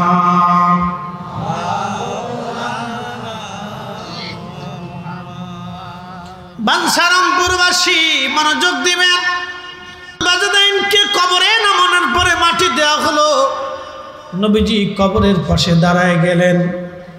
কবরের পাশে দাঁড়ায় আল্লাহর নবী দুই হাত বাড়ায় দিলেন। দু হাত বাড়াইয়া নবীজি বলতেছিলেন, হে রাব্বি, আমি আব্দুল্লাহর প্রতি খুশি, তুমি আল্লাহ আমার আব্দুল্লাহর জন্য খুশি হয়ে যাও। আল্লাহ আল্লাহ আমি আব্দুল্লাহর জন্য খুশি, আপনি আল্লাহ আমার আব্দুল্লাহর প্রতি খুশি হয়ে যান। নবীজি কবরের পাশে দাঁড়ায়া আব্দুল্লাহর জন্য দোয়া শুরু করে দিলেন। এই জন্য কবর দেওয়ার পরে হে বাঞ্ছারামপুরবাসী, তাড়াহুড়া করে কবর থেকে চলে আসবেন না, কবরের পাশে কিছু সময় দাঁড়াবেন, কোরআন থেকে তেলাওয়াত করবেন, না হলে কালেমার জিকিরের তালকিন দিবেন। কবরের পাশে দাঁড়ায় যাবেন। নবীজি বললেন ইস্তাগফিরু লিআখিকুম, তোমরা তোমার ভাইয়ের জন্য ইস্তেগফার করো, কেননা কিছু সময় পরে মুনকার নাকির আসবে তোমার ভাইটাকে প্রশ্ন করার জন্য।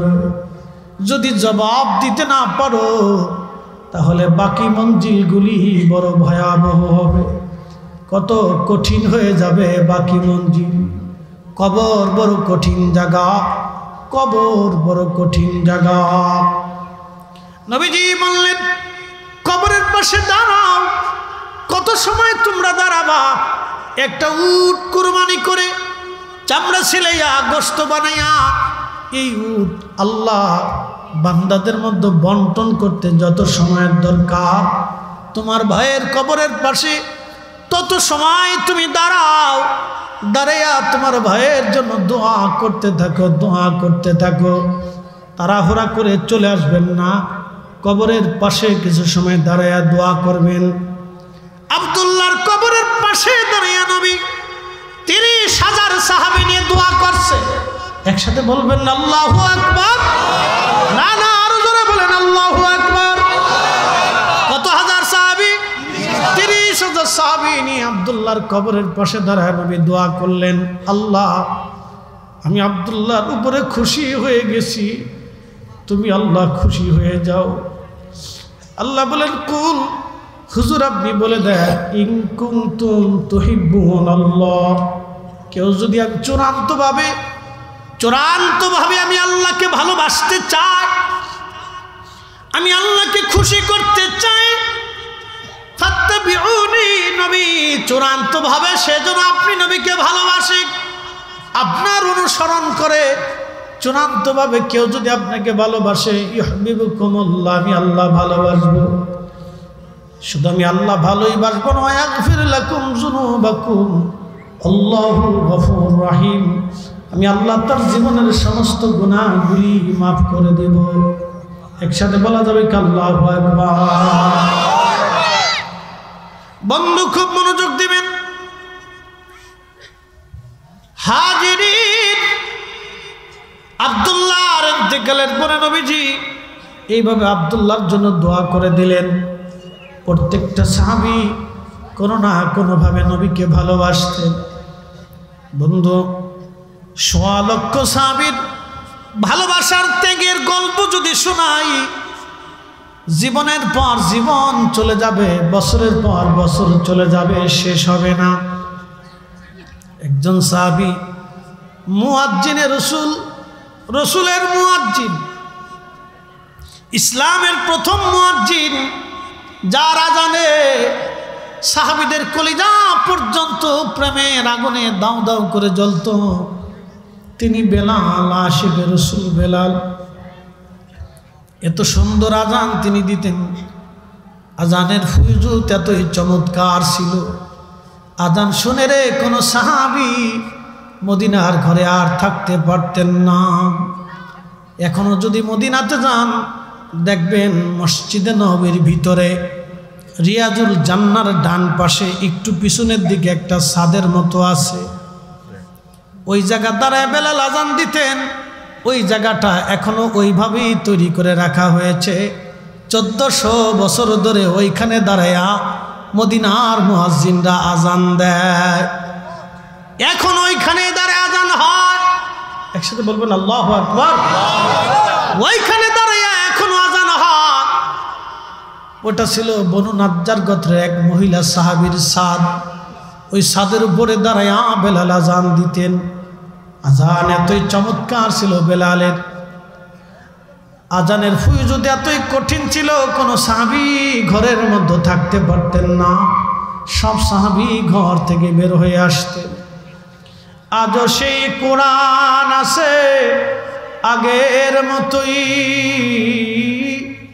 আবু বকরের মতো পাঠক নেই আজ সেই মুসলিম আছে আগের মতোই ওমর উসমান আলী নেই আজ সেই আজানের রসম আছে আগের মতোই আজানের রসম আছে আগের মতোই বেলালের মতো আজান নেই ঠিক কিনা আজানের রসম আছে আগের মতোই আজানের রসম আছে আগের মতোই বেলালের মতো মুয়াজ্জিন নেই আজ সেই আজান দিতে দিতে আজান দেওয়ার পরেই তিনি নবী আসতেন নবীজিকে দেখতে পারতেন ইসলামে একজন মানুষ আর একজন মানুষকে ভালোবাসে চার কারণে একটা নাম হলো জামালিয়াত আর একটা নাম কামালিয়াত আর একটা নাম কারাবাত আর একটার নাম মেহসান চারটে জিনিস আমার নবীর মধ্যে ছিল এক নম্বর জামালিয়াত সৌন্দর্য দুই নম্বর কামালিয়াত নবীজির মুজিজা তিন নম্বর ছিল কারাবাত আল্লাহর নবী সবাইকে কাছে টেনে নিতেন সবার সাথেই কথা বলতেন সবার দুঃখগুলি নবী শুনতেন এমনকি পশু পাখিদের ব্যথাও নবী শুনতেন তিন নম্বর ছিল হেসান চতুর্থ নম্বরে হেসান মানে দয়া নবীজি দয়া করতেন এই দয়ার কারণে আল্লাহ বলেন হাবিব ওয়ামা আরসালনাকা ইল্লা রাহমাতাল লিল আলামিন तमाम বিশ্ববাসীর জন্য तमाम কুল কায়নাতের জন্য तमाम সৃষ্টির জন্য আমি রব আপনাকে রহমত হিসেবে পাঠাইলাম একবার জোরে বলা যাবে কি ইয়া রাসূলুল্লাহ মাতা পিতা যাহাদের অন্ধকার কবরে দেখি নবীজি মায়াবী নজরে ঠিক না মাতা পিতা যাহাদের অন্ধকার কবরে দেখি নবীজি মায়াবী নজরে তরায় লইও হাসর মাজারে ইয়া রাসূলুল্লাহ ইয়া হাবিবাল্লাহ ইয়া রাসূলুল্লাহ ইয়া হাবিবাল্লাহ বন্ধু আমার বানসারামপুরবাসী হযরত বেলালের আজানের ফয়জুদ এতই চমৎকার ছিল আল্লাহর নবী বলেন উম্মত রে মেহশরের মাঠে যত মুয়াজ্জিন দাঁড়াবে সবাই হযরত বেলালের পিছনে দাঁড়াবে আজানের ফয়জুদ এতই চমৎকার শুধু দুনিয়াতে না বেলালের আজান আসে বেলালের আজান হাসরের ময়দানে আল্লাহ বেলালকে দিয়ে আজান দেওয়াবে জান্নাতের ভিতরে বেলালের আজান শোনা হবে একসাথে বলা যাবে আল্লাহু আকবার আল্লাহর নবীর ইন্তেকালের সময় ঘনিয়ে গেল প্রিয় নবী দুনিয়াতে নাই বুঝতেই তো পারতেছেন সাহাবীরা পাগল পারা হয়ে গেল নবী নাই মদিনাতে এমন অবস্থা হলো যেন মদিনার ভিতরে কোনো মানুষ আর জীবিত নাই মদিনায় 3 দিন পর্যন্ত রান্না বান্না বন্ধ হয়ে গেল মদিনার কারো ঘরে 3 দিন পর্যন্ত চুলায় আগুন জ্বলে নাই বাচ্চারা কাঁদে কিশোররা কাঁদে যুবকরা কাঁদে নবী নাই রে নবী নাই হযরত ওমর সহ্য করতে না পারে কোমরের তলোয়ার টেনে বললেন এ সাহাবীরা যদি বলো রাসূল নাই এই কথা যদি তোমরা বলো তাহলে তোমাদের দেহ থেকে মাথা আলাদা করে ফেলবো কেউ বলবা না রাসূল মরে গেছে আমার রাসূল মরতে পারে না বেলাল হযরত ওমরের মতো সাহাবী শক্ত সাহাবী দুর্বল হয়ে গেলেন তিনি রাসূল নাই শুধু আবু বকর মুরব্বী হিসেবে তিনি শক্ত ছিলেন বেলালকে আবু ওমরকে তিনি নিবৃত করলেন হযরত বেলাল মুমূর্ষ হয়ে গেলেন, পাগল পাড়া হয়ে গেলেন। রসুল নাই, আমি আর কারে আজান শুনাবো? রসুল নাই, আমি কার জন্য আজান দিব? নবী নাই রে, কে আজান দিলে আর আবার নামাজে আজান শুনে নামাজ পড়াইতে আসবে? এতদিন আজান দিছি, নবীর মসজিদের মুয়াজ্জিন আমি।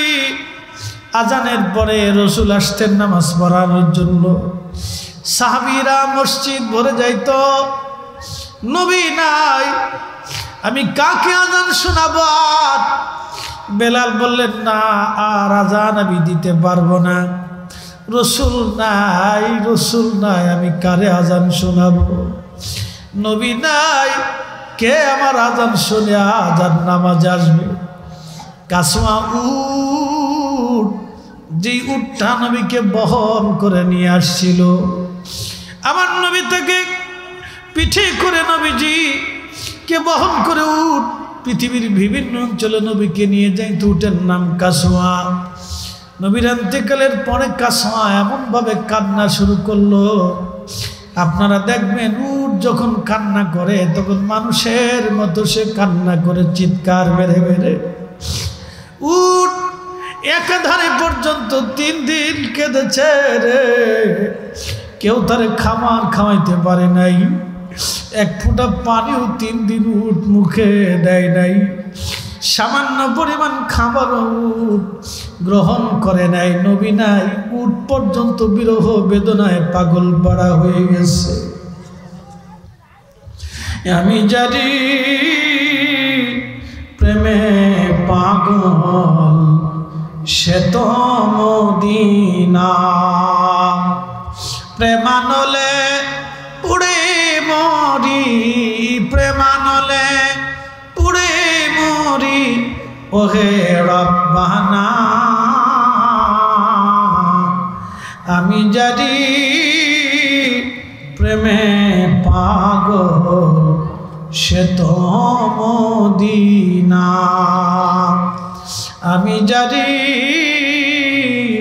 প্রেমে পাগল সে তো মদিনা। নবীর বিরহ বেদনায় সারা মদিনাতে কান্নার রোল। আহা, বাচ্চারা পর্যন্ত খাওয়া দাওয়া বন্ধ করে দিল। হযরত বেলাল আজান বন্ধ করে দিলেন। কিছুদিন পরে আবু বকরের সামনে সে বিদায় চাইলেন। আবু বকর বলেন, বেলাল না, আমি চাই তুমি মসজিদে আজান দাও। বেলাল বলেন, আবু বকর, এটা আমার পক্ষে আর সম্ভব হবে না, আমাকে বিদায় দেন। বহু কথা আল্লামা ইমাম জাইলাই নাসবুর রায়ার মধ্যে তিনি লেখেন, হযরত বেলাল আবু বকরের জামানায় বিদায় নিয়ে চলে গেলেন। সুদূর দামেস্কে রওনা দিলেন। আবু বকর বহু অনুরোধ করলেন, কিন্তু কোনো অনুরোধে কাজ হলো না। তিনি থাকতে পারেন না, কষ্ট হচ্ছিল।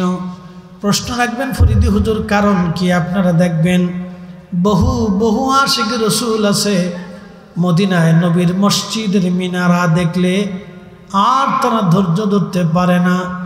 আমি বহু হাজিকে দেখছি মদিনার থেকে বিদায় নেওয়ার সময় কান্না করে করে অস্থির হয়ে গেছে।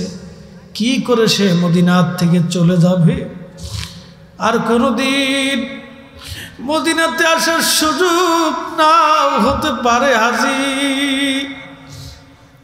কেঁদে কেঁদে হাজি মদিনার থেকে বিদায় নেয়। কোনোদিন আর নবীর কদমে আসার সুযোগ হাজির নাও আসতে পারে। বেলাল তো আরো পাগল, আশিকে রাসূল এত বেশি বিমর্ষ হয়ে গেলেন, তিনি ধৈর্য ধরতে পারতেন না, চলে গেলেন। বিরহ বেদনা সহ্য করতে না পেরে, ইশকে রাসূল দলিল দিয়ে হয় না, ইশকে রাসূল হৃদয় থেকে আসে। সবার নসিবে ইশকে রাসূল হয় না। হযরত বেলাল চলে গেলেন সিরিয়ার দামেস্কে।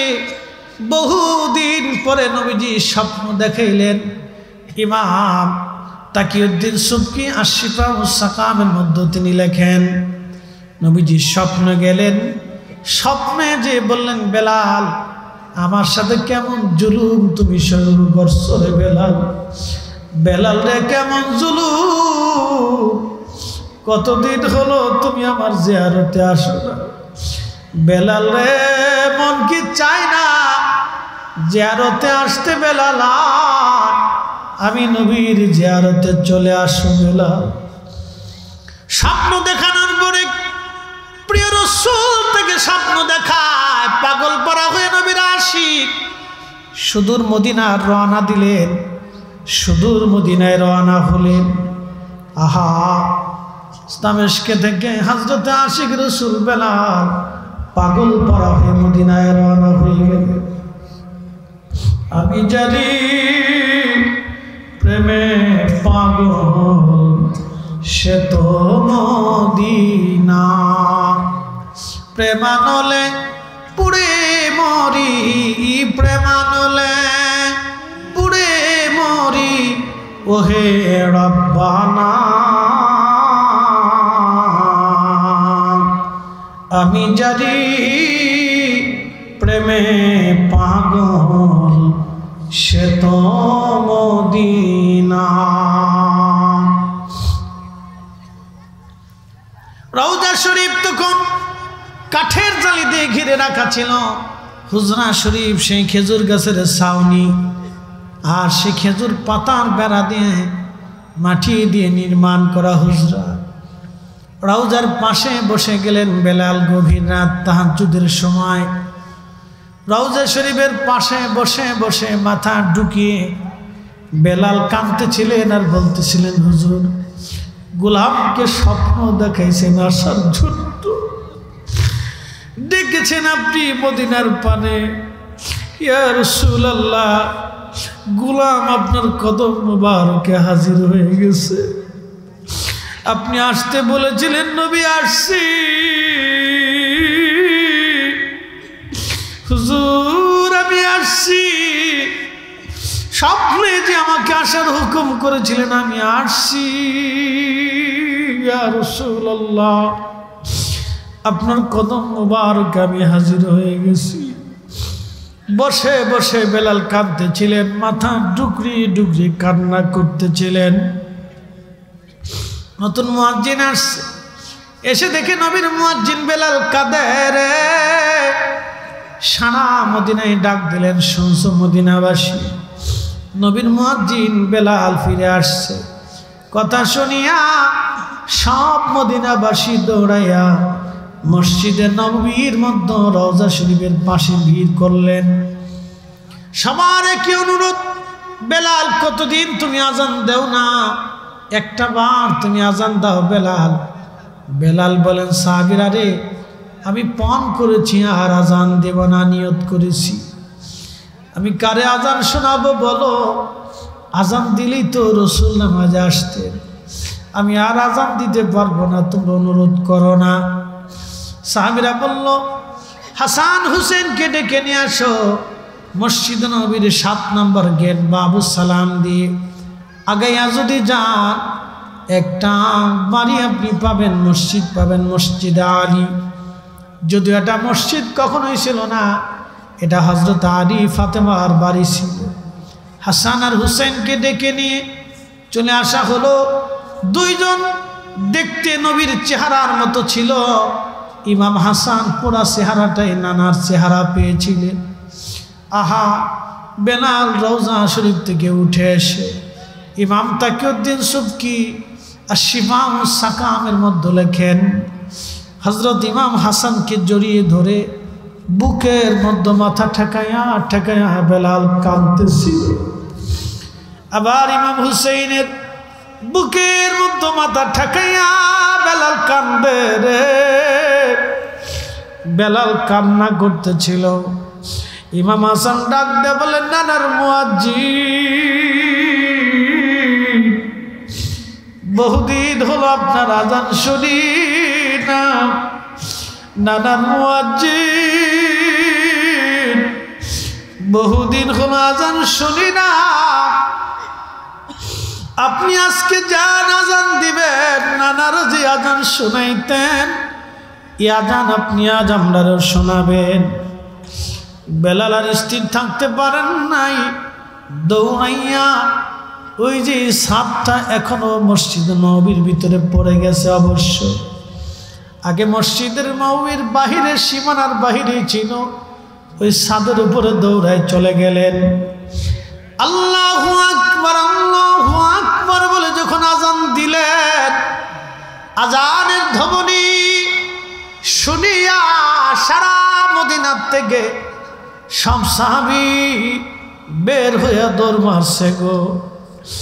আল্লাহু আকবার বলে দ্বিতীয়বার টান দেওয়ার পরে সাহাবীরা ঘর থেকে বের হইছে, দৌড়ায় আশহাদু আল্লা ইলাহা ইল্লাল্লাহ বলার পরে রে মদিনার নারীরা, বাচ্চারা, বালকরা, যুবকরা ঘর থেকে বের হয়ে কেঁদে কেঁদে দৌড়ার বলে নবী বুঝি আসছে রে। ইমাম সুবকি আর শিফা ও সাকামের মধ্যে বলেন, সারা মদিনার ভিতরে রব পড়ে গেল, নবী বুঝি ফিরে আসছে, নবী বুঝি ফিরে আসছে। সাহাবীরা কান্দে, মহিলারা কান্দে, শিশু বাচ্চারাও কান্দে, নবী বুঝি ফিরে আসছে, নবী বুঝি ফিরে আসছে। সারা মদিনার থেকে সাহাবীরা এসে মসজিদে নববী একেবারে ভরে গেল। চারপাশে শুধু কান্নার আওয়াজ, শুধু মানুষ কাঁদে কাঁদে। ঠিক তখনই বেলাল আশহাদু আন্না মুহাম্মাদান রাসূলুল্লাহ বলে আওয়াজ দিলেন। তখনই মদিনার মাটিগুলি থরথর থরথর করে কেঁপে উঠল। চিৎকার মেরে বলবেন কি ইয়া রাসূলুল্লাহ। পৃথিবীতে কারো আজানে কখনো মাটি কাঁপে নাই, কখনো কিয়ামত পর্যন্ত কারো আজানে জমিন আর কাঁপবে না। একটা দিন বেলালের আজানে মাটি পর্যন্ত থরথর থরথর করে কেঁপে উঠল। আমি জানি প্রেমে পাগল সে তো মদিনা, প্রেমানলে পুড়ে মরি, প্রেমানলে পুড়ে মরি ওহে রব্বানা।